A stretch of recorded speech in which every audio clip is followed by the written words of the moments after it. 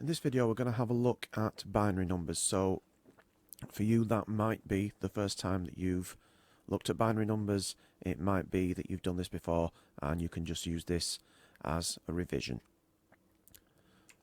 To start with, here is a computer programmer joke, because of course computer programmers are absolutely hilarious and they're well known for that. So most people don't tend to understand what that means. We will have a look at binary numbers and then we'll come back to it later. So, as we've done it in lessons before, we know that computers do not have any intelligence, which means then that programmers do have to know exactly what they're talking about so that they can explain that to the computer.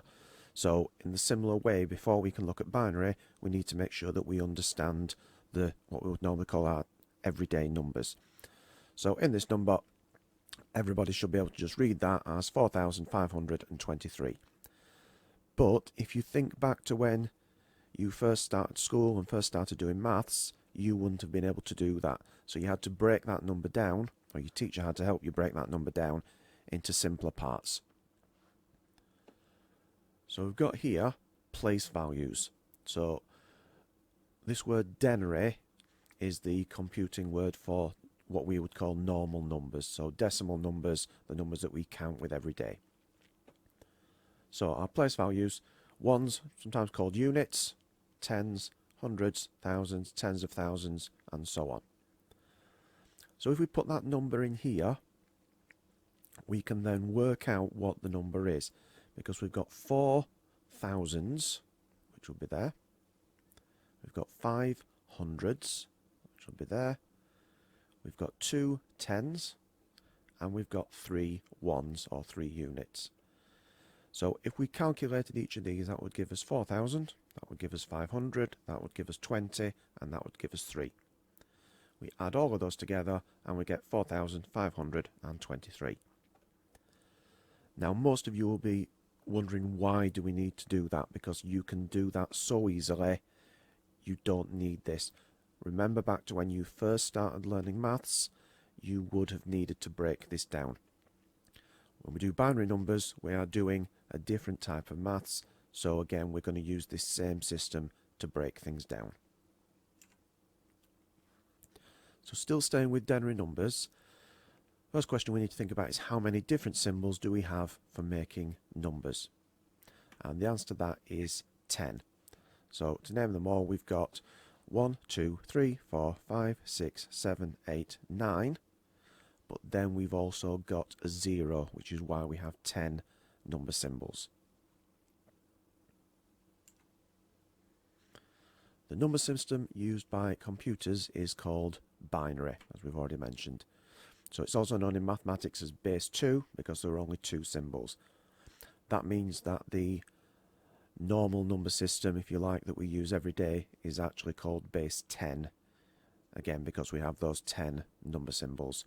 Also, if I just go back, because as we go from one place value to another, they get 10 times bigger. So 10 times 1 is 10, 10 times 10 is 100, 10 times 100 is 1,000, and so on. So in binary, we don't have 10 symbols like we do in our denary numbers. We've got 2 symbols, 0 and 1. So here are our place values for binary numbers, which answers our first question there. So now how much bigger does each one get as we go from right to left? It gets twice as big. So 2 times 1 is 2, 2 times 2 is 4, 2 times 4 is 8, 2 times 8 is 16, and so on. Why does it do that? Because just like the denary numbers that get 10 times bigger when we have 10 symbols, we've got 2 symbols, the 1 and the 0, so that means that these get twice as big each time. This is the most important question. What is the highest number that can be in any column? The highest number that can be in any one of these columns is 1, because we only ever have 1s and 0s.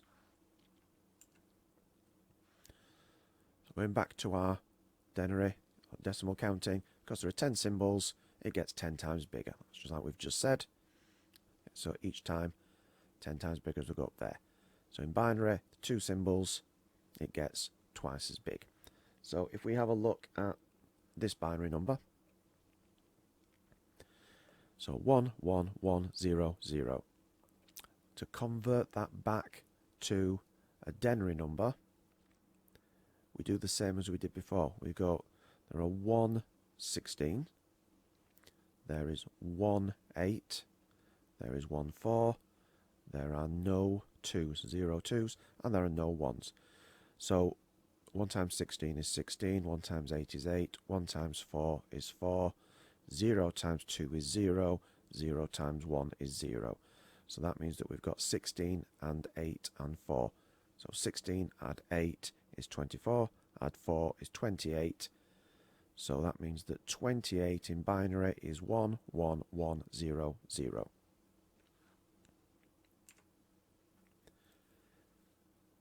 Computer memory and computer processors contain millions of tiny switches, and these act in the same way as a light switch. They can either be on or they can be off. There's no middle value. Obviously inside a computer there's not millions of tiny switches like these, but they are digital switches which act in the same way. So if one of the switches is on, we take that as a 1. If it's off, we take that as a 0. Each one of these switches is called a binary digit or a bit. So that word bit comes from the beginning and end of these. Binary, but t. So bit. On your internet at home, your speed is measured in usually megabits. So millions of bits. How quickly can it send these ones and zeros? Usually computer data is stored in 8-bit chunks. So we call 8 bits a byte. And again, hopefully you'll have heard that word. Things like kilobytes, megabytes, gigabytes. But 1 byte is 8 bits, 8 binary digits, or an 8-digit binary number. So with those switches, because we can represent them as ones and zeros, we can use those to make numbers and count in binary.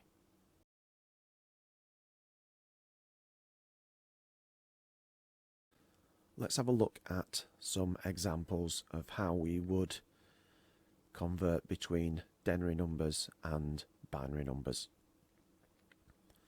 Let's start with a binary number. So if we have 1, 0, 1. We don't usually need to write zeros before numbers, so you wouldn't do that with your age. So if you're 12 years old, you don't usually write your age as 0, 12. Sometimes if you're told that you need to give a specific number of bits, you might have to do. So if you were told on this one to do a 7-bit number, then you would put your zeros in there, so you've got 7 digits, 7 bits. But for this, we're not going to worry about that. So we've got 101, we need to convert that to a denary number. We start here. We've got 1, 4. We don't have any 2s, so we've still just got 4, and we've got 1, 1. So if we've got a 4 and a 1, add them together, and that gives us 5. Let's try a slightly bigger binary number. So 1, 0, 1, 1, 1. So we can do exactly the same thing again. We've got 116. We've got no 8s, so we're still on 16 at the moment. We've got 1, 4.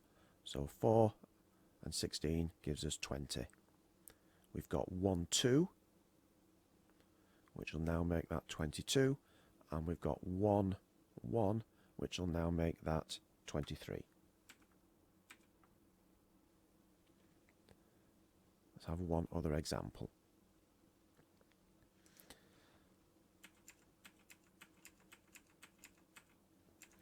Now this is a special case because all of these are ones. It means that our next number has got to go into the new place values. So if we added 1 to that number, our next number would be a 1 with 6 zeros, which would be 64. So that one is 64. But we don't have 64. We're 1 less than that.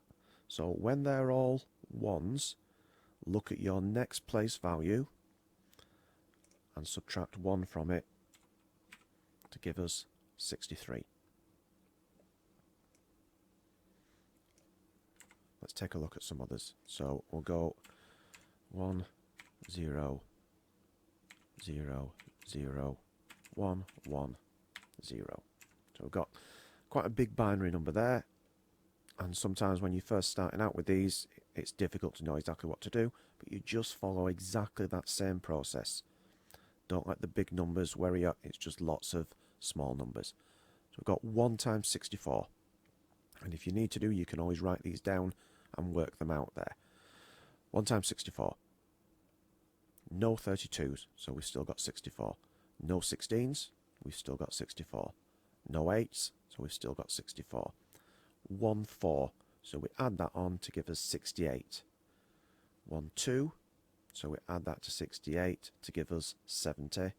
No 1s, so we're still at 70, which gives us our final calculation. Let's look at just one more. So we'll go, fill all the places in this time, 0 1, 0 1, 0 0 1.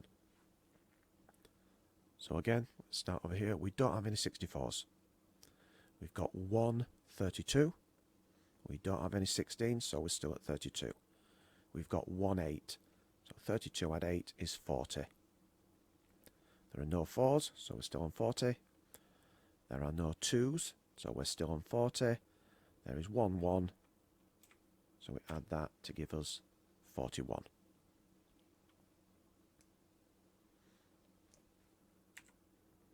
Now let's look at doing that the other way. So we're going to start with a number this time. So let's start with something fairly small. Start with 9. So a way of thinking about this, you can just put the numbers in the table, but imagine there was a school trip going out and there's different size buses, minibuses and so on arriving. So the one that arrives has only got 9 seats. But all of our people who are going on the trip are in groups. So we've got this group of 64 people who would quite like to travel together, this group of 32 people that would like to travel together, this group of 16, and so on, all the way down. So what we could do is we start at this end. You don't really need to start at the extreme end, but you'll get the idea as we go. So you ask, can 64 people get on this minibus that's just arrived with 9 seats? And the answer is no. So we could put a 0 in there. Can 32 people get onto the 9-seater minibus? No. Can 16 people get onto there? No. Can 8 people get onto there? Yes, they can. So one lot of 8 people get onto there.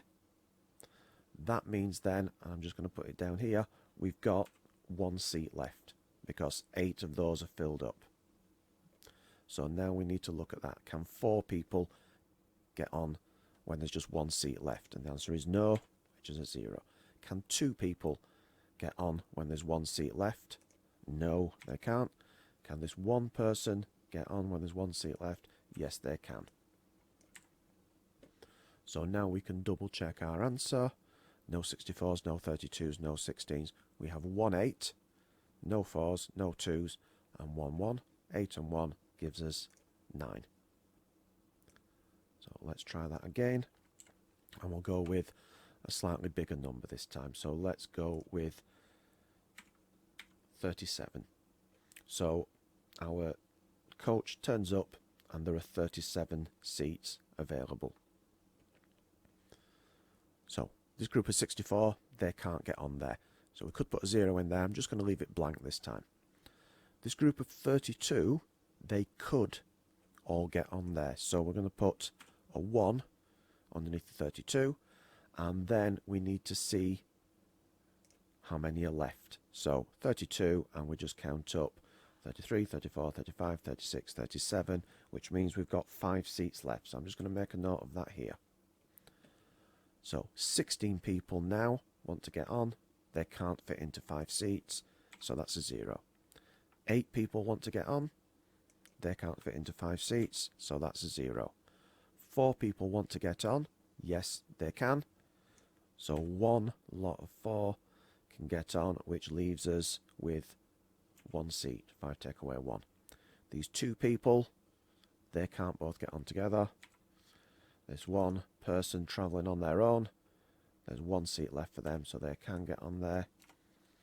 And then, as always, double check your answer. So we should have 37. So we've got 32, no 16s, no 8s, 1 4. That gives us 36.